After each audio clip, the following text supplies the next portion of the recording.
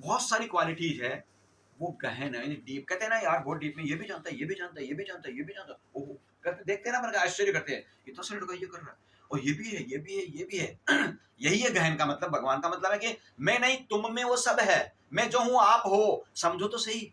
पर हम तो फोटो को लगाते रहते, तुम ये हो, तुम ये हो, गुणगान कर दिया, करे चले गए, कुछ नहीं होने वाला।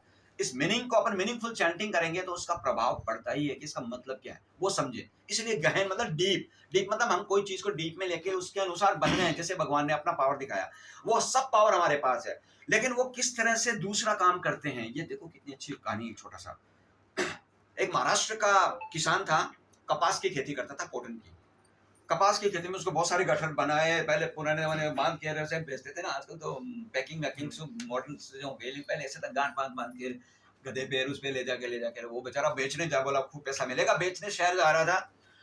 भगवान श्री रामकृष्ण हरि का इतना परम भक्त, और पंढरपुर महाराज जी का पांडुरंग, मतलब वो उनका भगवान कृष्ण का, विठल भगवान का इतना परम भक्त का, सुबह शाम जलता रहता था और मन में स्मरण करता था, भाई भगवान करता है, लो बोला बेचने जाता हूँ मैं, ईश्वर का नाम लेता रहता। लेकिन एक जगह शाम हुई और उसको थकान हो गई, तो थोड़ा सा वो बोला थोड़ा सो जाता हूँ।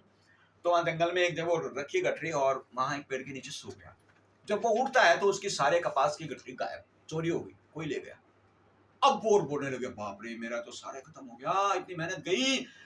वो दिमाग में आने लग गया उसका कर्जा चुकाना, उसका अब मैं क्या करूंगा, क्योंकि वो जब होता है ना तब निकल गया, अब तो मेरा करो। और वो बेचारा होता ना, अब रोते रोते उसको किसी ने, बाहर गांव में गया तो किसी ने कहा तू कोर्ट में जाके बात कर कि तेरा पकड़वा देंगे माल। भगवान का भक्त था वो, रामकृष्ण हरि करता करता बोला, भगवान ये क्या कर दिया मेरे साथ, मैं तो सोच ही नहीं सकता था। वो जाके कोर्ट में न्यायालय को बोला, न्यायाधीश को, कि मेरा तो सब कुछ लुट गया, मैं तो बड़ी मेहनत से लाया था, मेरे गठरी मेरे दिलवाओ मुझे।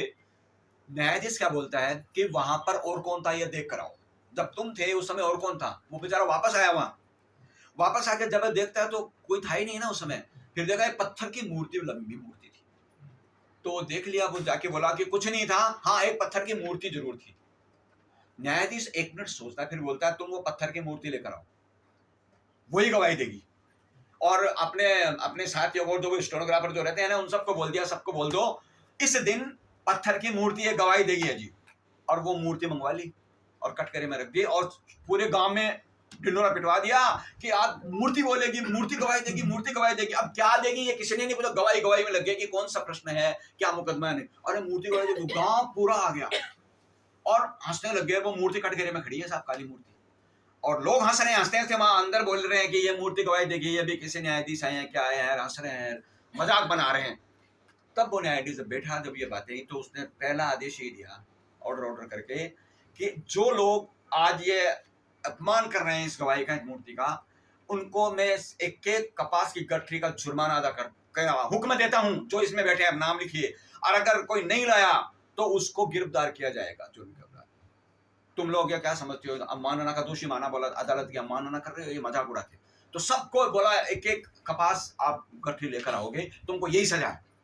अब बेचारे वो सबका नाम लिख लिया था, तो सब एक एक कपास की गठरी लेकर आए, सारे के सारे जितने जने 100-200 पूरा खचाखच भरा था आए। उसने उसको बुलाया, बोला तुम्हारा कपास की गठरी देखो कौन सी है। उसने अपनी गठरी को पहचान लिया कि हाँ ये मेरी थी, ये मेरी थी। बोला हाँ मेरी, क्योंकि उस समय वो चोर भी उनके पास तो था ही। उन्होंने लोग कपास मांग रहे, कपास जुर्म है, तो वो बेची उन्होंने, लोगों को गई। अब वो बोला पैसा भी मिल गया, वो भी आए थे देखने, वो कपास की गठरी आ गई वहां, क्योंकि सबसे कपास इसलिए मांगा था कि वो कपास आएगा ही आएगा, और आके उसको कपास मिल गया। फिर न्यायाधीश ने ऑर्डर दिया, इस मूर्ति की वजह से आज इस गवाही से इसको ये कपास का चोरी का ये मिला है, चोर बरामद हुआ है। कैसे?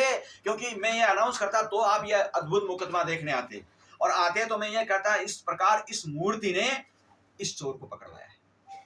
भगवान किस तरह अपने भगवान का भला कैसे करते हैं, गहन डीप के सोच नहीं सकता कोई इस प्रकार का काम हो सकता है क्या। और आप सब में, पुरुष और आदमी में कितना टैलेंट है।